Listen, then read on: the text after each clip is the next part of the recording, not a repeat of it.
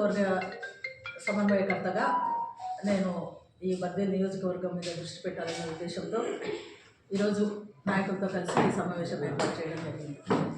ముఖ్యంగా దీని ఉద్దేశం ఏంటంటే, మన ఏఐసిసి సమావేశం ఏప్రిల్ 9వ తేదీన అహ్మదాబాద్లో జరిగింది.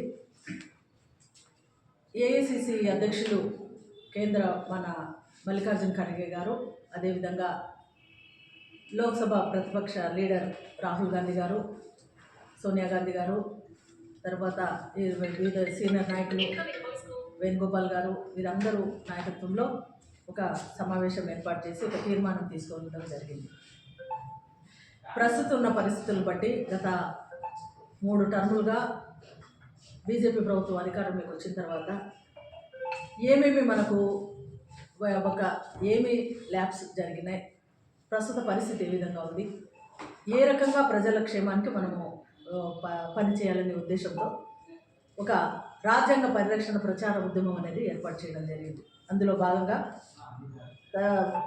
న్యాయపదం, త్యాగము, సమానత్వము, మహిళలకు రక్షణ, వాళ్ళ తర్వాత రిజర్వేషన్లు, ఈ విధంగా ప్రజాక్షేమం కోసం కొన్ని అంశాలను ఏర్పాటు చేసి ఆర్థిక వ్యవస్థ పడిపోతూ ఉంది, నిరుద్యోగ సమస్య ఉంది, మతపరంగా కులపరంగా తేడాలు వస్తున్నాయి.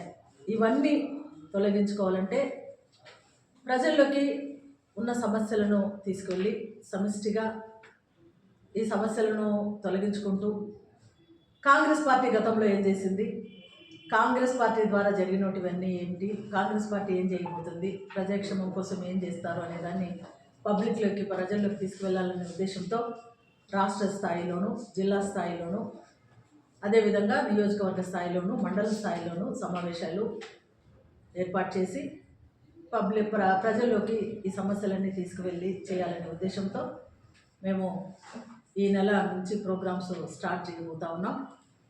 ఓన్లీ ఒకటే ఉద్దేశం, కాంగ్రెస్ పార్టీ ప్రజాక్షేమం కోరే పార్టీ.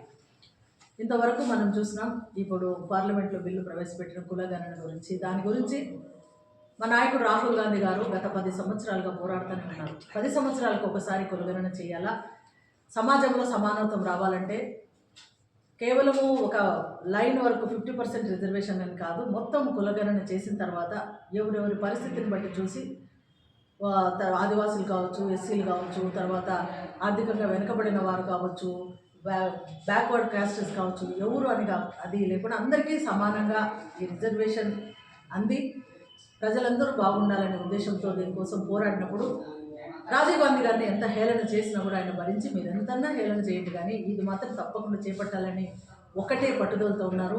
వారి మాట ప్రకారము కులగణన చేయబోతా ఉంది కేంద్ర ప్రభుత్వం. దానికి మేము ఎంతో ఊరికి మనుషులకు అట్లా ప్రజలకు అట్లా చూపించడానికి ఏదో చేస్తూ ఉన్నారు కానీ అదే అడిగేది ఇప్పుడు మీరు ఇది ఇంప్లిమెంటేషన్ అది నాకు ముఖ్యం. స్పెషల్ స్టేటస్ కావాల్సిన ఫండ్స్ తీసుకురండి, దాని తర్వాతనే మీతో చూడండి. ఇదిగో పూచి రాజధాని కట్టడానికి గొప్ప కాదు, రాజధాని అవసరమైన కూడా అన్నిటికంటే ముందు ఇది అదే కదా నేను ఇప్పుడు చెప్తున్నాను. ప్రజలందరూ ఏకత రావాలా, సమిష్టిగా ప్రజల్లోనే ఉంది. ఇప్పుడు నేను చెప్తా ఉన్నా, నాయకుల మీద కాదు, ప్రజలు ముందు చైతన్యవంతులు కావాలా, ప్రజలు ఉండే ఫ్యాక్ట్ ఏదో తెలుసుకోవాలా, ఎవరు ఏంటి అనేది ఏం జరుగుతూ ఉంది, మాకైతే ఎవరు ద్రోహం చేస్తారు, వాళ్ళల్లో చైతన్యం వస్తే తప్పకుండా మంచి జరుగుతుంది.